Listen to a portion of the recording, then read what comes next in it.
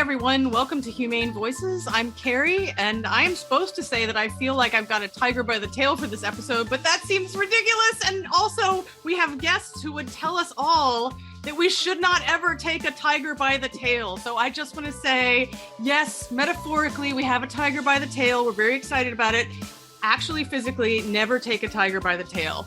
I'm here with Hillary Hager and our two amazing bona fide celebs, Carole and Howard Baskin from Big Cat Rescue, and so many places on your television. Welcome, everybody. We're so excited to have you here. Hey, thank you for being here. Hey, all you cool cats and kittens. Well, thank you for clarifying about not touching a tiger by the tail, because that is absolutely the rules of here. Definitely. Like, we want to avoid catching tigers by the tail. Like that, I think we can sort of make that point number one. So part of what we're here to talk about today is our upcoming Taking Action for Animals conference. Maybe Hillary, you could start off and tell us a little bit more about TAFA and where it's happening and why some of our listeners might want to consider attending, and also what the connection is to the wonderful Baskins.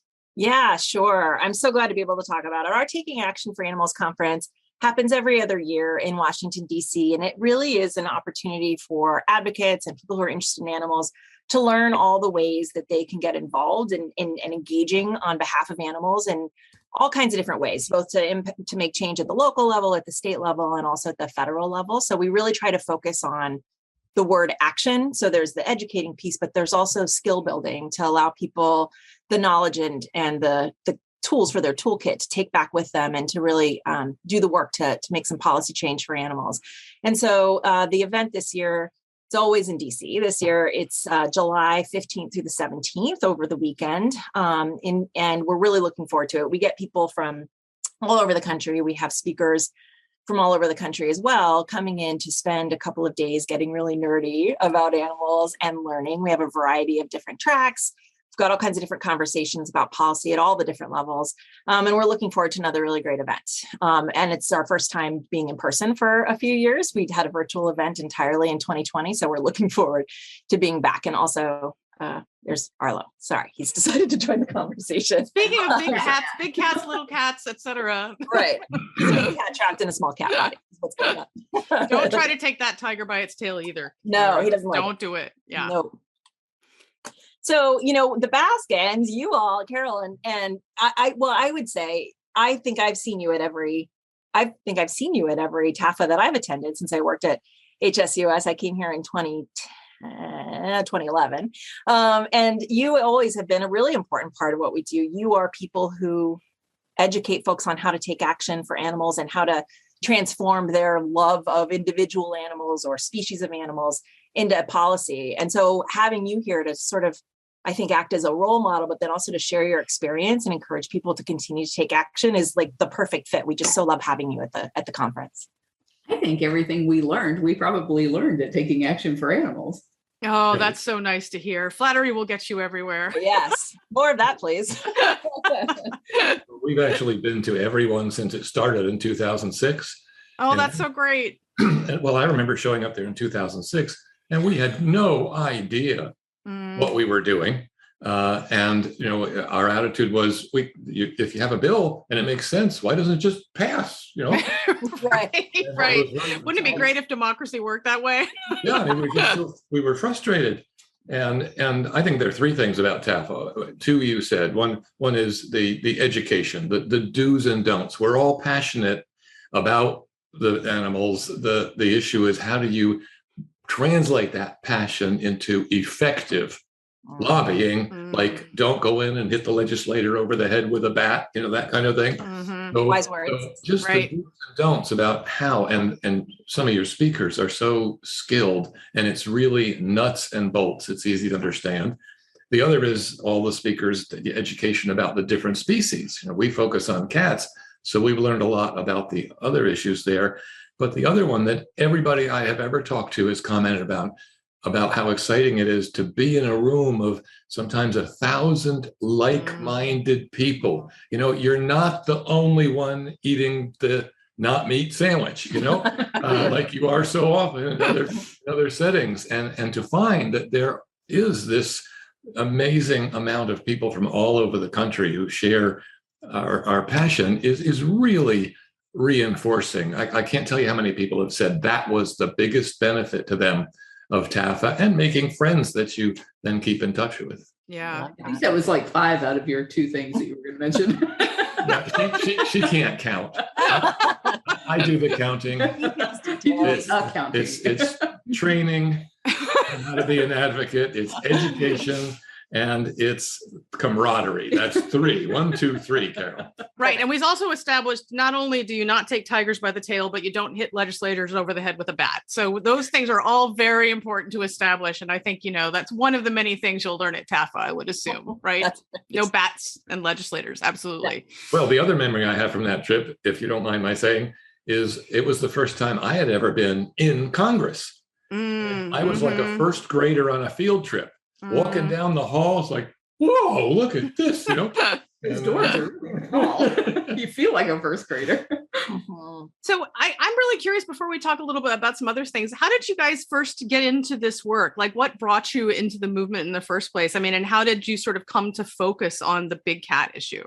I started with rescuing bobcats from fur farms. Well, actually, the first bobcat from an auction where she was going to be killed by a taxidermist. And then from fur farms, we rescued 56 one year, then 28 the next year, and 22 the next year. And that got me aware of the fact that people even wore cats as fur. I didn't know that that was a thing. And so we thought the big issue was canned hunts starting out. That was what we were going at the state level trying to put an end to, because Florida was known for doing canned hunting, which is where they shoot wild animals in cages and call it sport. And so what we have learned over the years is that the underlying problem here is primarily the cub petting and the private ownership of big cats. So if we get rid of that, you get rid of all of the other things up the line from it as far as all the abuses. And then Howie married into it. Welcome. So I'm really curious, so from the sort of work you've been doing for so long, I know that the sort of big sort of watershed moment over the past couple of years, obviously, was Tiger King. And I was curious to hear from you guys, for better and for worse, how have things changed because of Tiger King, after Tiger King? Yeah, I think for the first year, I was saying that I thought it had an overall good effect because of the fact that people had heard about the big cat issue, which they had not prior to Tiger King, apparently. And I think during that period of time, it was so horrible as far as the attacks that we were getting on me, family and our volunteers, that Howie would have said that it had a net negative effect. But now he's seeing that we've clawed back our reputation and credibility. And so now it's had a net positive effect, I think, to use your words. It's had a very net positive effect in many ways. One of them relative to the Big Cat Public Safety Act in a couple of ways with that, because it used to be you'd go in and talk about this issue and they say, what are you talking about, tigers in backyards? Yeah, now people know. Everybody knows that. And the other thing is that as the first 3 months were horrible with all the hate, but that was a segment of the population. It's just the most vocal. Yeah, I mean, you're not going to have. Now we got a lot of support during that time too. It was just all this hate. But as that died down and these other productions we've been in have come out, like Carole Baskin's Cage Fight and The Conservation Game, some of the films that we'll see at TAFA, and showed what we really do. That pendulum has swung way back in our favor. I mean, just this morning, Carole woke up to an email from someone who had seen the Peacock production Joe versus Carole, which portrays, it's fun and they don't stay with the facts exactly, but the overarching image is positive and accurate. And this email said, I now feel badly about the way I thought about you after Tiger King, and I apologize. Yeah. So we are seeing more and more of that. And as Carole has become a celebrity, what we're finding is that legislators would like to meet her. So she's made 3 trips to DC since December. Each trip is about 3 days. She's been able to book 25 to 30 appointments. And a lot of the appointments were with the legislator. Oh, that's great. How fantastic. So that's been exciting. Yeah, talk about a net positive. That's great. Yeah, so absolutely. Yeah. So Carole, when you've met these legislators, do you think, are they surprised by you? Are you surprised by them? Well, we've been trying to get the Big Cat Public Safety Act passed since 1998, so I'm not surprised by any of them.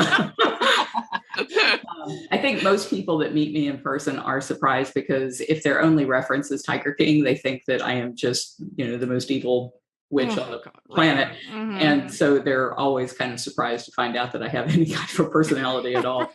Oh, look, a reasonable person. Oh, yeah. Well, that's been consistently the reaction as she's done. She does 3, 4, 5 podcasts or interviews across the world every week. And wow. Consistently and increasingly, the end of it is, wow, you're not what we thought from Tiger King. So that's really interesting. Yeah. Well, let's help that pendulum swing back, audience by audience.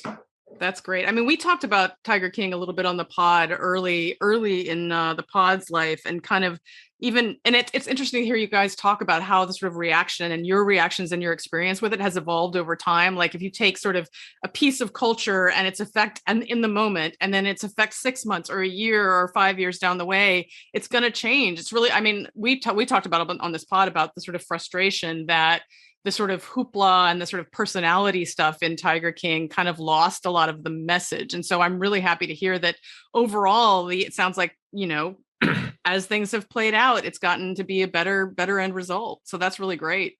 So Hillary, I'm curious, like in terms of how this intersects with TAFA, I mean, if an attendee's coming to TAFA, like what are the ways, like what are they going to learn there? Like, what are they going to walk away with that you think that they might not get if they don't come?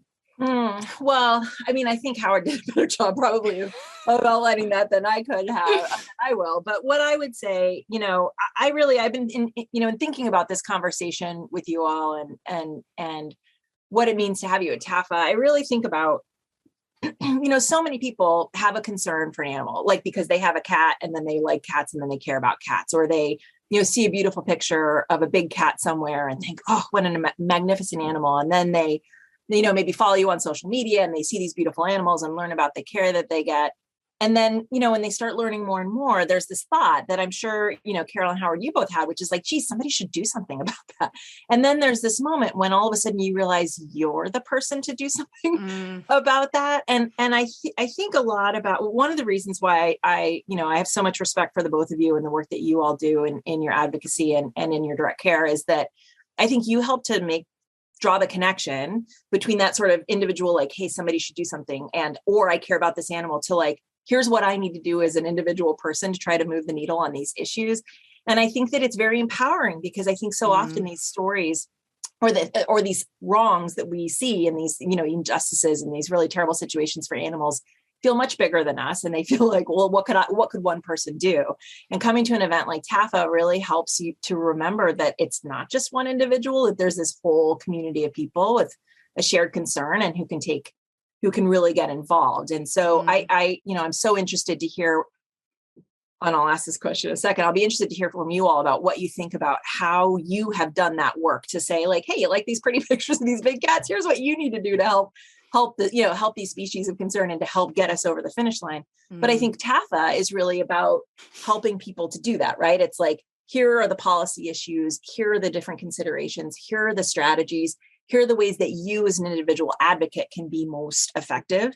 And again, not having a bat with legislators is one of them, but also really understanding the issue and understanding what that advocacy can look like, and recognizing that animal protection is a nonpartisan issue. And so, there are ways that we can each engage, whether it's at the city or county or state or federal level.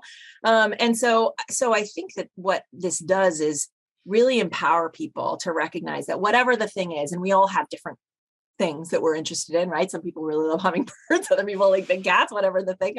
I have a thing for crows. But so we all have these things that we're really passionate about. And so it's just really about, I think sometimes our fear of doing it wrong or not knowing how to approach things can really be a barrier. So what I think this does is sort of lower the barriers and help people understand anybody can do it. And it doesn't matter where you are sort of in your trajectory, whether it's something you learned about last week and you just decided to show up, or if it's something you've been working on for a long time, there's always really something that you can learn here and a new skill that you can take away and apply in a way that's going to have a real meaningful impact for animals. So that's, that's the intention. And I think that's been our experience. And Howard, it sounds like that's the experience that you and Carole have had too, which is great. It means we're doing it right. Well, I think you just said something really important, and that's in terms of the comfort level. Before I got involved in this, I never would have thought to call my congressman or go visit a legislator. And 50% of people are introverts. We're afraid to do that. And so getting comfortable that, yes, you can do it. The other important thing is that it has been so effective. The most effective thing we can all do is change these laws and regulations. And, we can talk about our work, but a TAFA story. When we were in TAFA 2006, and then it was annual, so it was 7, 8, 9, 10, the tone at the plenary where everybody was together was, look, it's been a tough year. We did a lot of work. We did get this and this done, but, we didn't get this and this and this, but we just have to keep, hammering away at it. And suddenly around 2012, all of a sudden the tone changed, because what's been happening is the movement is growing and therefore it's been more effective. And I remember, I think it was 2012, where the speech at the plenary was, holy crap, do you realize what we got done this year? And there was something like 200 local, state, and federal laws or regulations that got changed.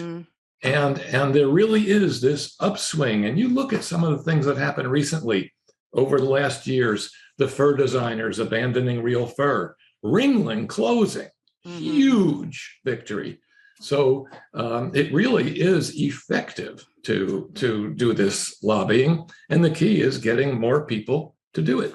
I think TAFA has the perfect format for it too, because you kind of ease people into it. So they come in and they're looking at all the booths and they're meeting all the vendors and they're talking to people about the things that matter to them. And then they go and they hear the speakers on the things that matter to them.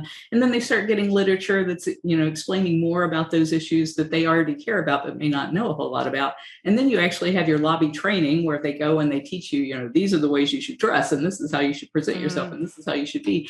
And then the creme de la creme is actually lobby day, when you're out there lobbying and you're taking everybody from the state together. And so people who are shy can kind of, be the wallflower and wait until everybody else says something, and then they can jump in with something after they feel comfortable. And I think that's an opportunity that they just can't get anywhere else, to have that much of a feeling of being a part of a movement, because you've got so many people from your own home state there that are meeting with your legislator on your issue. It's the ultimate way to get people started in this. And you're not sent off there alone. Your hand is held. Yes. Literally. You've got one of your people. Well, one of your people is with the group, leading the group. And if you don't want to say anything, you can just listen. But your presence matters, because when a legislator is there with 10 constituents, they don't get that very much. So it has an impact. Yeah. What you're saying really, I think it reminds me, I think I am a person, I don't like to do things I don't think I'm going to be good at doing.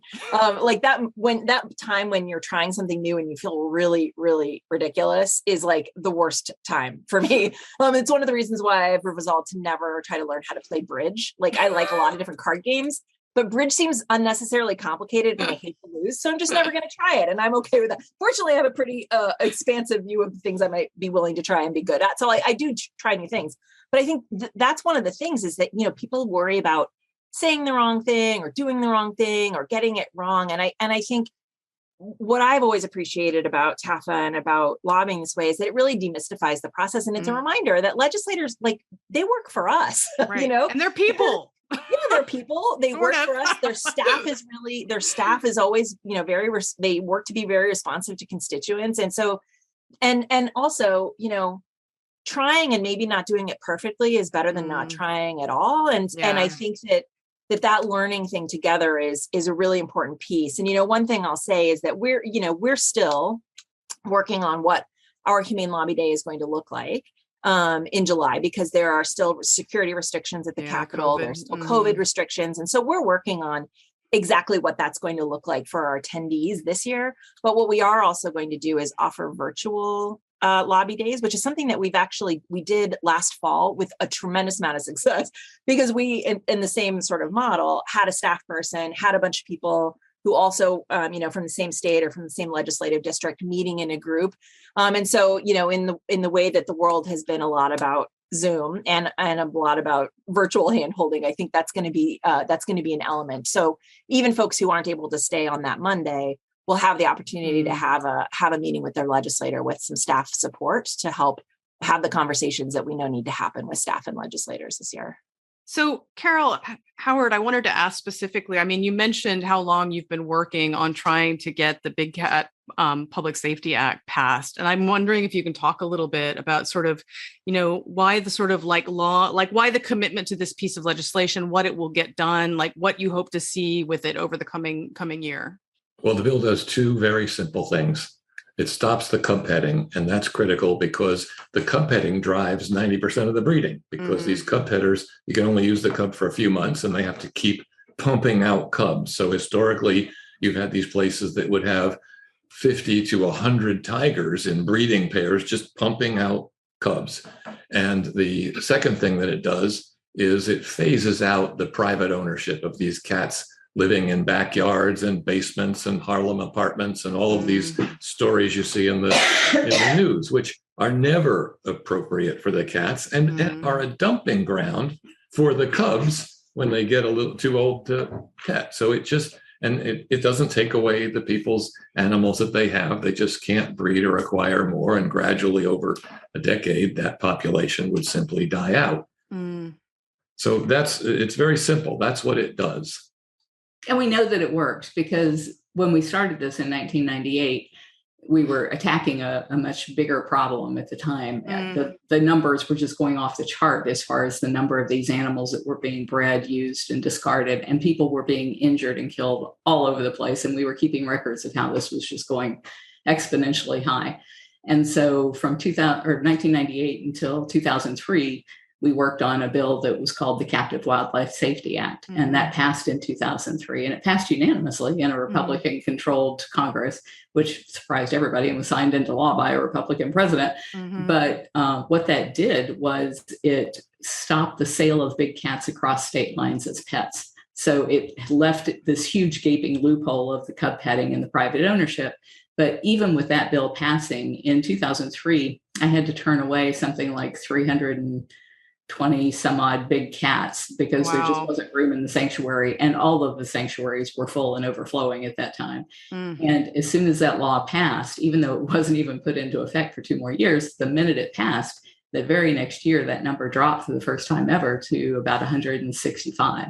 And so every year, as state bans have been passed at the state level, we've seen those numbers dropping. So know that these bills can actually end the suffering and ultimately save the tiger in the wild. That's our big concern. If it doesn't pass this year, I don't believe the tiger will survive another 5 years in the wild, because we're creating this huge smoke screen with all of these captive bred big cats that end up in the trade. So it's hard for me to imagine, like, who is the opposition to this bill? Is it primarily like sketchy cub petting businesses, or are there other people out sort of like calling their congressman to ask to keep their crazy large cats in closets? Unfortunately, sometimes all it takes is one legislator who's in the right spot on the right committee to be a big problem. And what's happened is we've basically overcome the opposition. When we started, we counted 56 cub petters. Now we can only count 5. Only one of them has a lobbyist, but that lobbyist is friendly with some legislators that he can convince. And there are other legislators who either feel very, very strongly about states' rights and therefore think the federal government shouldn't get involved in certain things, even when you describe in vivid detail why it's a federal problem. There are others who come from agriculture districts whose constituents, frankly, don't like all of us on this call. They don't like animal welfare and oppose anything that's animal welfare. So you run into some of that.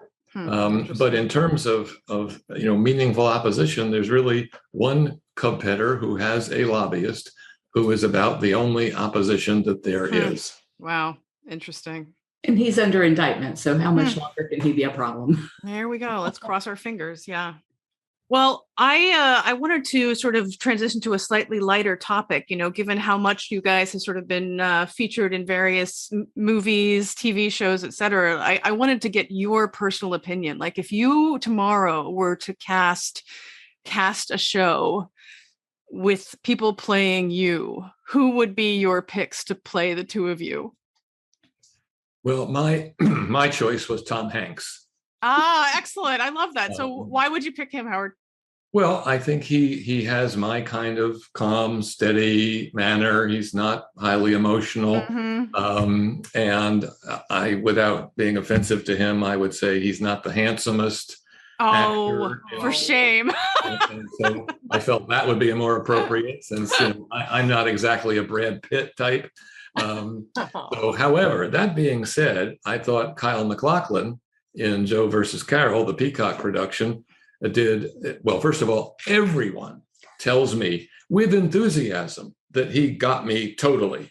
So, it's a little hard. That is amazing. You're expert on yourself, so it's harder for you to see that. But everybody I know said, "Man, he nailed you." I was good. In fact, wow. We sat there and binge watched the 8 episodes. And for days after, when I went into the bathroom and looked in the mirror, I expected to see Kyle MacLachlan. Oh, that's hilarious. I was going to ask, so what is it like transitioning from seeing like the guy who is in Blue Velvet playing you on screen? That has got to be a weird experience. I mean, the real difference was we've gotten accustomed to seeing ourselves on screen. We've been in of course 5 or 6 documentaries. To see famous actors playing you when you don't perceive yourself as, we're never going to view ourselves as celebrities, or I'm not really the celebrity sitting next to me. Most people, I was grateful at the beginning you actually used my name. Most people just say Carole and her husband. But it was really surreal seeing famous actors play just little less. Yeah, totally. Carole, who would be your call if you got to cast your own biography? Yeah, I was really surprised with Kate McKinnon as a choice because she's so much younger than I am and she's so much funnier than I am. And I had been saying from the very beginning that if they were going to do something like this, I thought it should be Meryl Streep because go Kramer big. versus Kramer, and she was no nonsense, and I tend to be more like no nonsense, and she's closer to my age.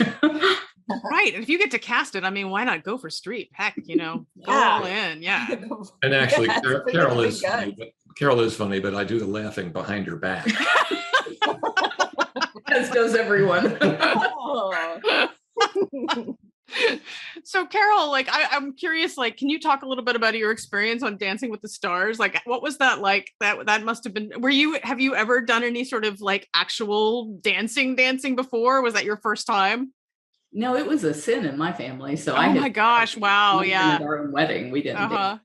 And so it was something totally foreign to me. And it was the longest I had ever been away from Howie. So it was terrible to be away so long. And those people are freaking athletes. Oh my goodness. Yeah. I could not believe how hard that was, the practice. And my whole ankles from the shin down were just completely bandaged, covered in blisters. And it's like, how do you do this? And especially in heels.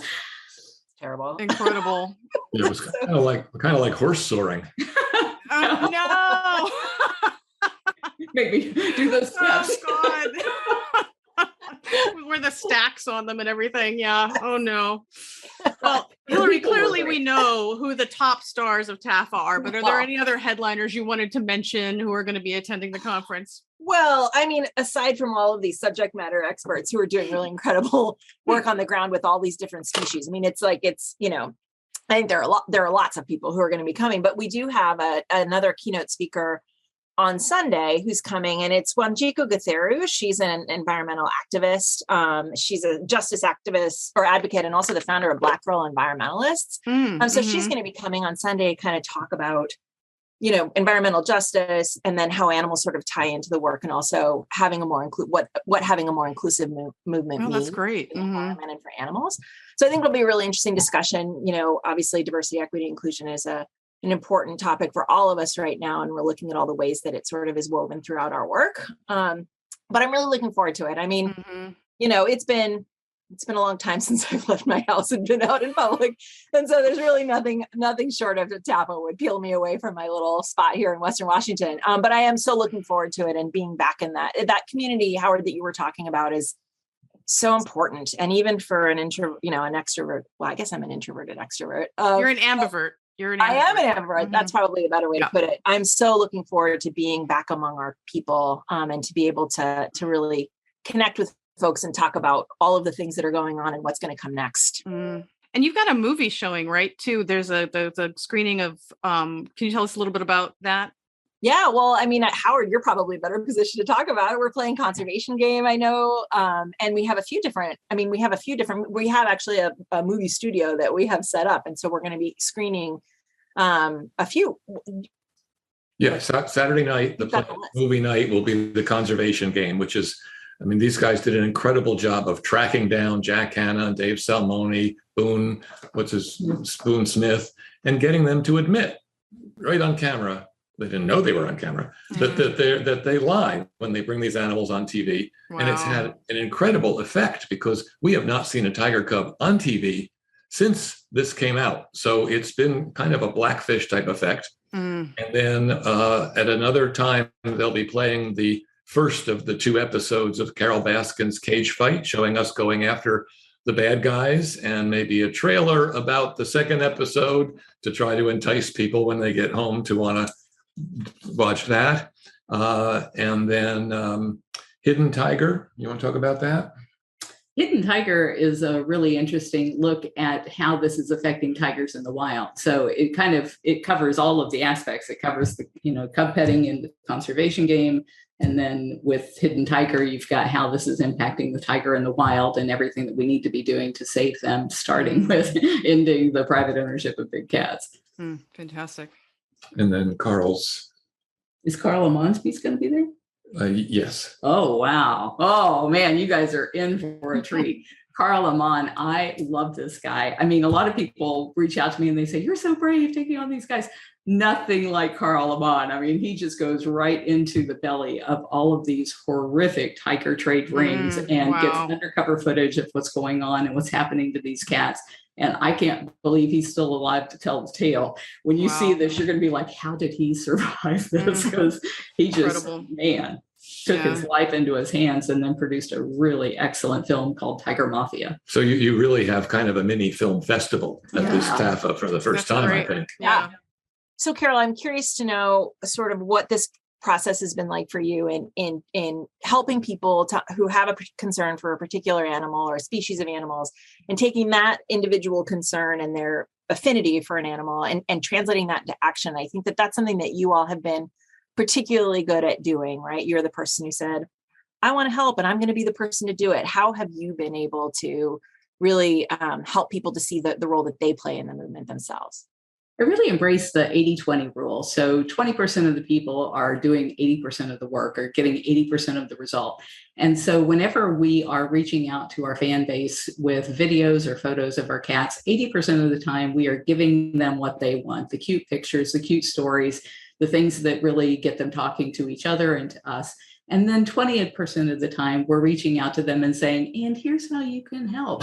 Here's how you can save that cat. So we take every opportunity that we can to make that transition from the fun things to the things that matter. So just this morning, this is one of our biggest giving days of the year. And so we were doing all the stuff we were supposed to be doing for that, which people don't want to hear, give me money, give me money, give me money. And I got a call about a bobcat that had mange in the neighborhood. And so I was like, all right, we're loading up the cars. We're taking the cameras. We're going to go cover this, and getting people engaged in the things that we were going to do anyway, so that they feel like they're part of a real mission. And they are absolutely a part of what we do, because they're getting our message out there to everybody.